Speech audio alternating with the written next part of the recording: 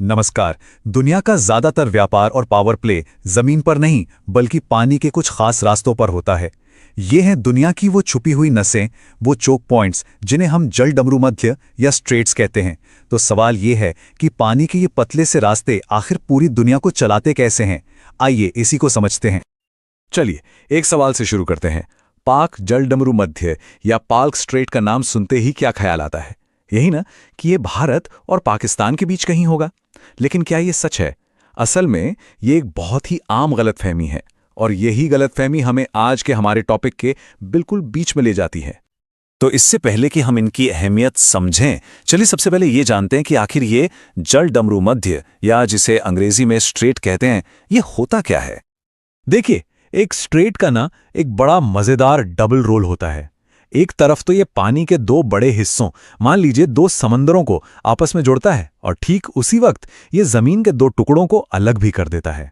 और इसकी शक्ल भी थोड़ी थोड़ी डमरू जैसी ही होती है, इसीलिए हिंदी में इसका नाम पड़ा जल डमरू मध्य। है ना सिंपल। अच्छा, तो अब वापस आते हैं हमारे पहले सवाल पर, पाक जल डमरू मध्य। तो इसका पाकिस्तान से असल में कोई लेना देना है ही नहीं। ये तो भारत के तमिलनाडु और श्रीलंका के बीच में है और बंगाल की खाड़ी को मन्नार की खाड़ी से जोड़ता है। और बस यहीं से इन पानी के रास्तों का असली जियोपॉलिटिकल खेल शुरू होता है। ये जो जलमार्ग है ना, ये सिर्फ मैप पर बनी लकीरें नहीं है, ये तो ग्लोबल इकोनॉमी की लाइफलाइन है, उसकी धमनियां हैं।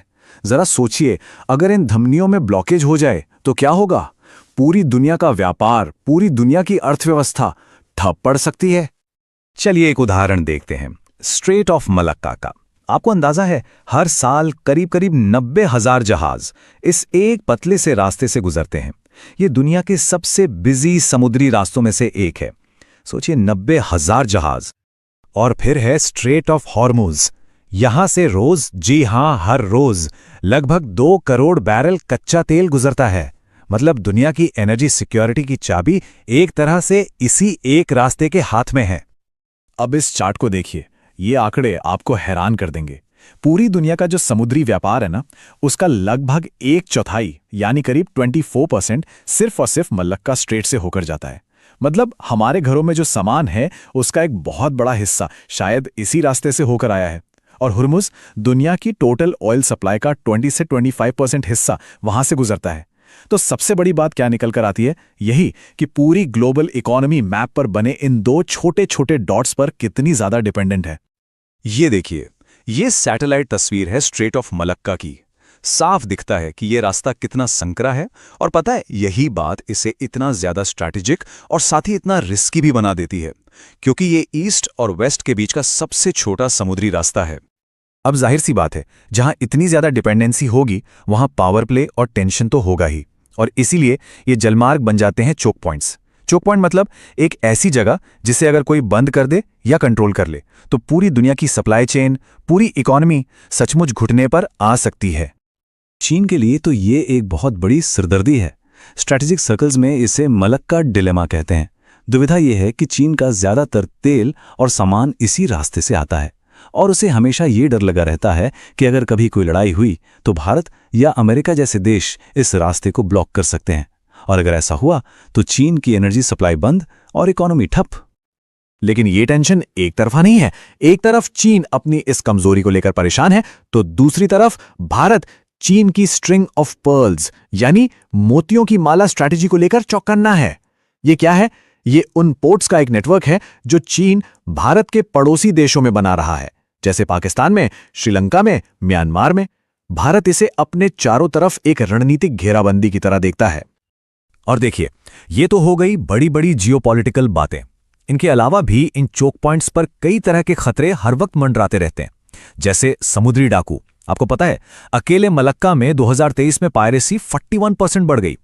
फिर आतंकवाद का खतरा है, लड़ाई का डर है और किसी भी तरह की पॉलिटिकल इंस्टेबिलिटी का खतरा है। तो इस high stakes global chess game में दुनिया की बड़ी बड़ी ताकतें अपनी अपनी चालें चल रही हैं। मकसद क्या है? इन चोक पॉइंट्स पर अपनी निर्भरता कम करना और अपने इंटरेस्ट्स को महफूज रखना। चीन अपने मलक्का डिलेमा का तोड़ निकालने के लिए बहुत बड़े लेवल पर काम कर रहा है। उसका जो बेल्ट एंड रोड इनिशिएटिव है, उसी के तहत वो सीपैक यानी चाइना पाकिस्तान इकोनॉमिक कॉरिडोर बना रहा है। मकसद है ग्वादर पोर्ट तक एक जमीनी रास्ता बनाना ताकि जहाज़ों को मलक्का स्ट्रेट से घूम कर न जाना पड़े। ये सब कुछ उसकी डिपेंडेंसी कम करने की एक बहुत बड़ी स्ट्रैटेजी का हिस्सा है। जाहिर है भारत भी हाथ पर हाथ धरे नहीं बैठा है।